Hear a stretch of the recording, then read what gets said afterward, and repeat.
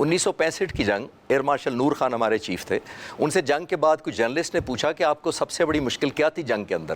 ٹھیک ہے. تو ایئر مارشل نور خان نے کہا تھا مجھے سب سے بڑی مشکل یہ تھی کہ یہ نہیں تھی کہ میں اپنے پائلٹس کو جنگ میں دھکیلوں کیسے، میری سب سے بڑی مشکل یہ تھی کہ ان کو روکوں کیسے. پاکستان نے 2 روز قبل 29 اور 30 کی رات کے درمیان جو 4 رفیل کو بالکل مفلوج کیا بلکہ فالج زدہ کیا اور اس کو پھر گراؤنڈ ہونا پڑا، جس کی بنا پر air marshal S P Dharkar کو جی ہاں صرف 7 ماہ بعد ہی عہدے سے ہٹایا گیا، بلکہ سنا اس کو ڈیموٹ کیا جا رہا ہے. تو رافیل کی یہ جارحانہ پروازیں، پاکستان کا یہ سارا سسٹم، آپ اس کو، اس صلاحیت کو کیسے دیکھتے ہیں؟ ذرا بتائیے گا.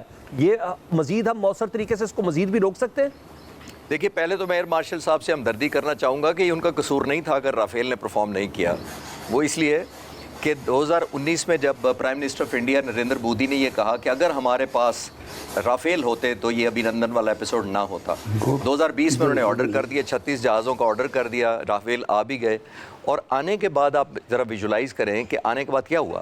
وہ لیے اس لیے گئے تھے بنیادی طور پر کہ تقریباً 150 کلومیٹر بیونڈ ویژول رینج اس جہاز کے میزائل جو لگتے ہیں اس کے اوپر ایئر ٹو ایئر دشمن کا نشانہ بنا سکتے ہیں تقریباً 150 کلومیٹر تک. پاک فضائیہ کے جو موجودہ سربراہ ہیں انہوں نے 2021 میں کمانڈ سنبھالی ہے اور پاک فضائیہ ہمیشہ سے آؤٹ نمبرڈ ہی لڑتی رہی ہے پچھلے 77-78 سالوں میں. بالکل ایسا ہی ہے. نومیریکلی ہم کبھی بھی میچ نہیں کر پائیں گے اور نہ ہمیں پتہ ہے کر پائیں گے کبھی کسی فیوچر میں بھی. تو ہم ٹرینڈ بھی آؤٹ نمبرڈ ہی کرتے ہیں، انشاءاللہ فائٹ بھی آؤٹ نمبرڈ ہی کریں گے.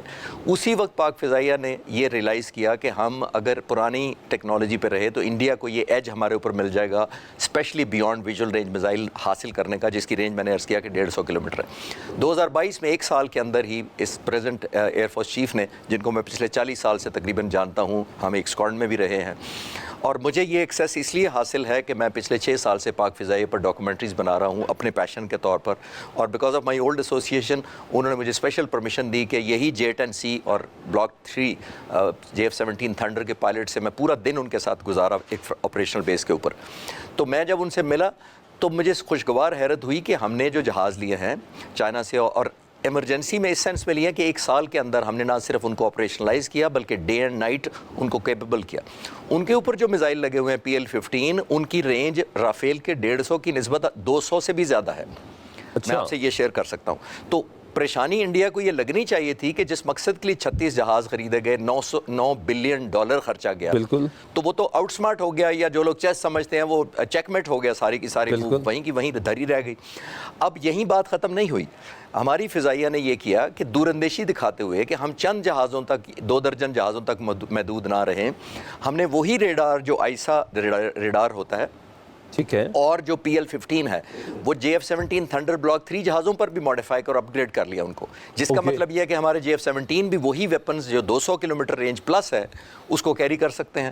جس کا مطلب یہ ہوا کہ میں اگر انڈین ایئر فورس کا پائلٹ ہوتا تو I should be word from the fact کہ مجھے نہیں پتا کہ دشمن جو آنے والا دوسری طرف سے پاکستان سائڈ سے جہاز آئے گا وہ PL-15 لگا کر آئے گا، یہ 10 کلومیٹر والا لے کے آئے گا یا 250 کلومیٹر والی. اچھا مگر خالد صاحب میرا کوشچن ادھر یہ ہے کہ ہم نے یہ جو رافیل کی جتنی بھی کوالٹیز ہیں اس کو ہم نے ایک پیسنجر پلین میں کیسے تبدیل کر دیا؟ یہ کیسے ہو گیا؟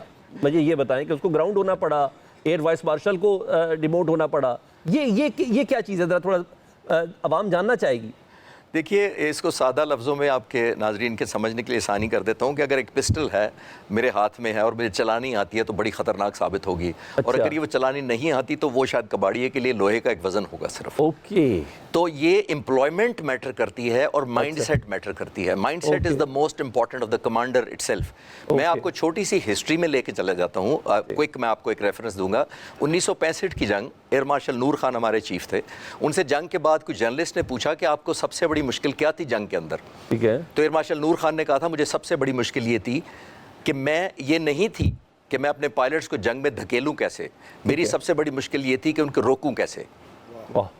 اور یہ ڈیلیما پریزنٹ ایئر چیف کا بھی ہوگا، میں کانفیڈنس سے کہہ سکتا ہوں، کیونکہ میں پورا دن پائلٹس کے ساتھ گزار کر آیا تو وہ فل آف انرجی ہیں. آپ جیسے نوجوان ہیں جو کچھ کر گزرنا چاہتے ہیں. اب دیکھیے کمپیریزن کریں Indian air force AP Singh کا.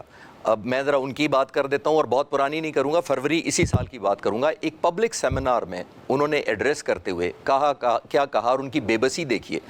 انہوں نے کہا کہ مجھے اور پلیٹ فارم چاہیے. آپ کے ناظرین کے لیے پلیٹ فارم مینس جہاز اور چاہیے مجھے، اور پلیٹ فارم چاہیے تاکہ میں دشمن کو ڈٹر کر سکوں اور اپنی ریلیونس مینٹین کر سکوں. ٹھیک ہے. آپ یہ دیکھیے، اور ایئر فورس چیف کیا شکایت کر رہے ہیں لوگوں میں، عام پبلک میں، کہ جو میں نے 40 جہاز ہماری ایئر فورس نے 2016 میں 9 سال پہلے آرڈر کیے تھے، تیجاس جو انڈیا خود بنا رہا ہے، جیسے ہم نے JF-17 بنایا وہ تیجاس بنا رہے تھے، تو ایئر فورس چیف بے بسی سے کہہ رہے ہیں کہ ہمیں پچھلے 9 سال میں کوئی جہاز نہیں ملا 40 میں سے. اور انہوں نے کہا، یہ لفظ انگریزی کے ان کے، انہوں نے کہا the technology delayed is technology denied. یہ یوٹیوب پہ پڑھی، آپ پڑھ جا کے دیکھ سکتے ہیں. تو ایک طرف وہ اتنی بے بسی اور مائنڈ سیٹ ہے. میں نے کیوں ایئر مارشل صاحب سے جو سیک کیے گئے ہیں ان سے ہمدردی کی ہے کہ ادھر تو ایئر فورس چیف کا مائنڈ سیٹ یہ ہے، وہ ہیلپ لیس ہیں کہ مجھے جہاز 9 سال سے نہیں ملے. نہ وہ جگرا ہے، نہ وہ دل ہے، اور نہ ہی وہ ایکسپرٹیز ہے پائلٹس میں. میں آئی انڈرسٹینڈ